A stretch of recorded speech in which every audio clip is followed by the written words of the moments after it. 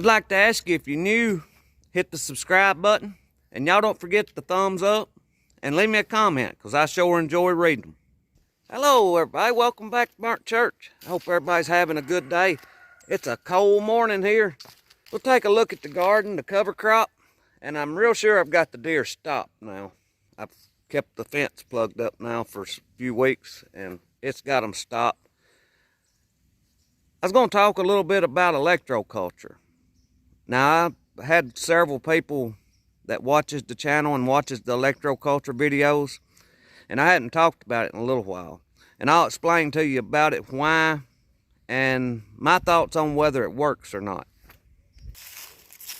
Right here's some of the ElectroCulture coils that we used this past year. I've got them all piled up here at the edge of the garden. That one there was that real long one. I think it was about 9 foot long. But our cover crop is doing real good, and I'm not seeing any fresh deer tracks. Y'all remember the mole beans the other day? Look at them here now. It looks like somebody has took and thrown fire on them. They are done for now. Just melted over. That it was around, I think around about 19 this morning. They just can't stand that kind of temperature. I should have picked this okra before it froze. Look at that. It's like it's been in the deep freeze and you take it out. You can see through it there. It's almost translucent. These right here should still be good. Those were dried.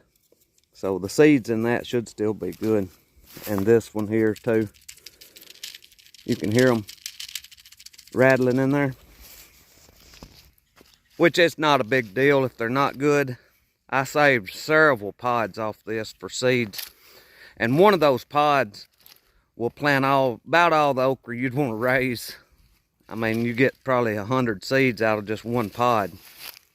Right up here is where the majority of the deer were going when they came in here. This oak tree right here had acorns on it, and that's what they was coming in here after.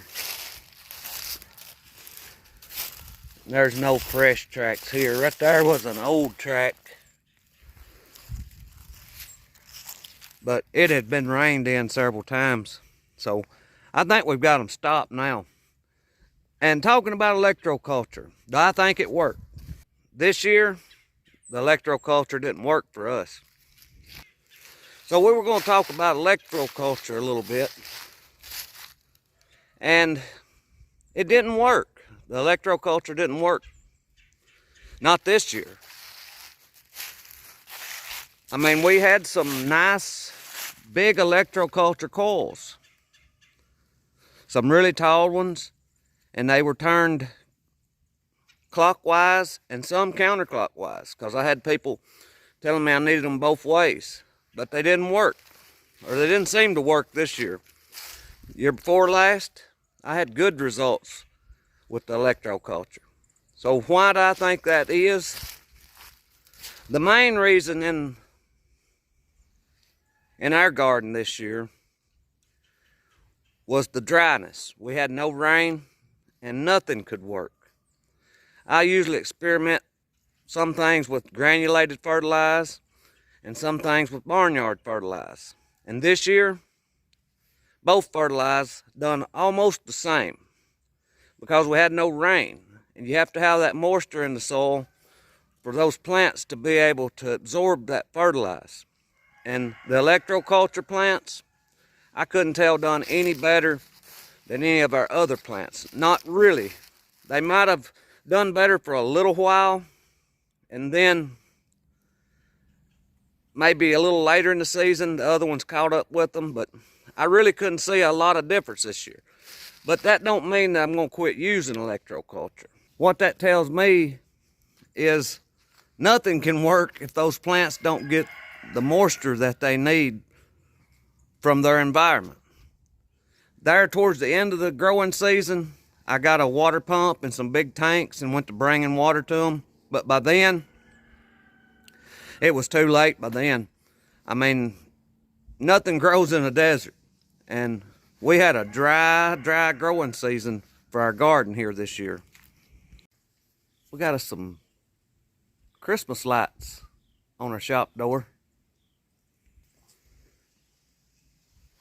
It's a cold morning. Now it's about 10 o'clock right now.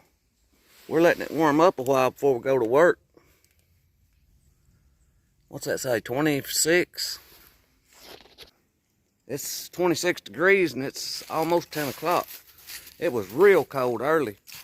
I got a buddy coming over bringing a deer by to let us see it before they take it to the taxidermist. They should be here just any time. We'll see what kind of deer he got. It looks like a really big one in the pictures I've seen. So it came from off from here. It didn't come from around here. I don't know what state he took it in. Carter sent me some pictures of this deer. This first picture I'm going to show you is from 2022, is what it looks like it says on the trail cam picture. After this picture, I've got a video of the deer from a trail cam, and that was taken just right before he took him this year. So he's been after this deer for a few years now. And look at the difference between the picture from 2022 to what the deer is now.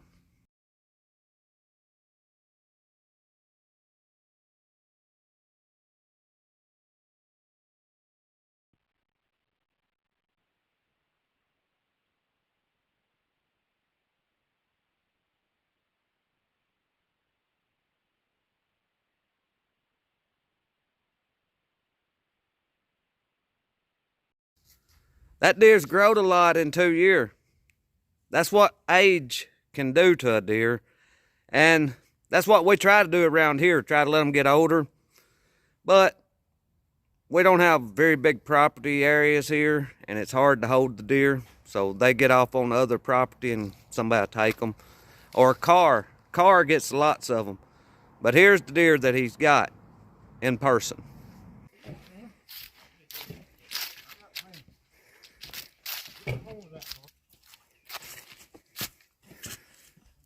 Oh boy. Dadgum. Yeah, it is. That looks like a, I don't know what it looks like. A big one though. How many points is it? 11, I think, ain't it? 2, 3, 4, 5, 6, 7, 8, 9, 10, 11. How wide you say it is? 22 on the inside and 24 on the outside. Here, you hold. Man, he's big. He's he's 22. Yeah, he's a little over 22. About, I told you 3.8. yeah, that's about what it is. I couldn't remember what they said. Well, that's a fine one. I thought he put down 22 1/4. Well, that was a dang good deer. I think I'd probably shake out my tree stand if one like that walked up on me around here. That's what we were all hoping for. At least, you know, we like to take them that looks like that. You get a nice trophy and you get the meat, which the meat is fine anyway. I hope y'all enjoyed the video. I thank you for watching. I pray God blesses you, and I'll see you in the next one.